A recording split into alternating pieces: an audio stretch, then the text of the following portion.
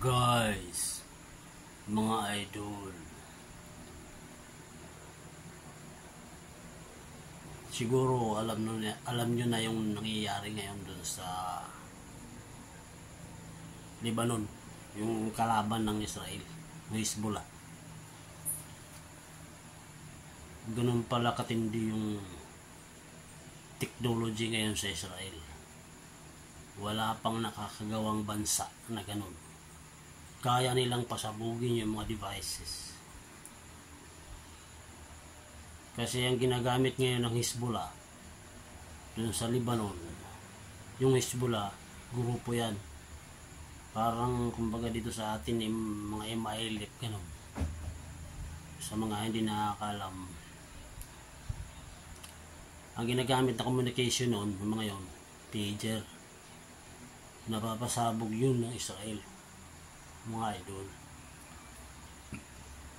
Ganun na ka-high-tech yung Israel ngayon, no? Wala pa nakakagawang ibang bansa nun, sila pa lang. Baka ang susunod yan, hindi natin alam. Napapasabog nga nila yung pager lang eh. Yun pa kayang mobile phone, cellphone, di ba? Antindi ano, antindi ng mga scientist dyan. Sabagay, yun nga mga scientist dun sa Amerika, may mga dugong Jews yung mga yun, Jews. May mga dugong Jews yung mga scientist ng Amerika. So hindi nakataka-taka kung may ganoon na palang teknolohiya yung Israel na kayang pasabugin ng mga communication device, walkie-talkie, pager, kaya na nilang pasabugin. Cellphone pa kaya? Hindi natin alam. Kasi ginagalit na talaga ng gusto ng mga kalaban ng Israel. Binibomba na nila ng gusto ng Israel. Kaya ang Israel ngayon, hindi lang daw yun. Meron pa silang panggulat na teknolohiya na mangyayari na nabasa ko kanina. So nangyayari ngayon na pagpasabog nila ng mga pager, mga walkie-talkie sa Israel, meron pa daw mas matindi doon. Nasabi nung ano nila, yung chief ng military nila. So ganun katindi ano. Hindi naman talaga nila kakayanin yung Israel. Napaka-advance ng mga gamit dyan. Biruin mo mga bomba eh. Hinahabol din yung kanilang bomba. Yung interceptor nilang na Iron Dome, matindi. Matindi rin yun. Kayang sumaloyo ng 200 pirasong bombang paparating. Ganun katindi yung Iron Dome nila. So sa panahon ngayon, maraming pang lalabas na mas high-tech.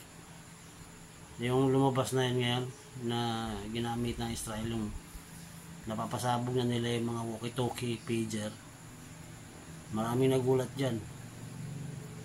Anong klaseng teknolohiya ang ginamit ng Israel dyan para mapasabog nila yan, mga pager na yan. Kasi yung pager, pwede. Parang kagaya rin yan ng cellphone. Gumagamit ng signal yan. Pero yung walkie-talkie, ibang klase rin yung ginamit nila doon. Kasi napapasabog nila yung battery ng walkie-talkie. Yun ang ano ngayon mga idol, panggulat na news.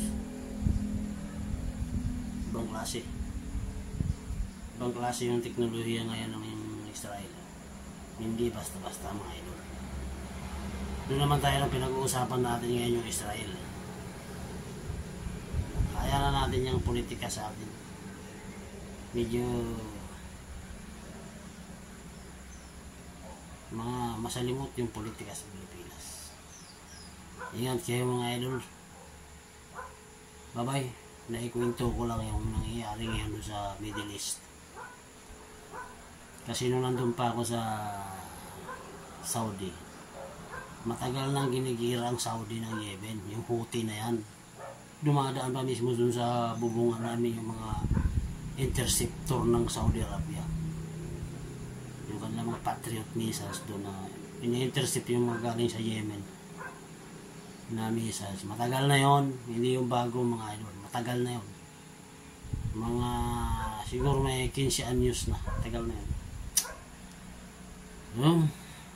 Tagal din naman ako dyan sa Saudi Arabia. 23 anyos ako dyan. Dahil wala pa akong,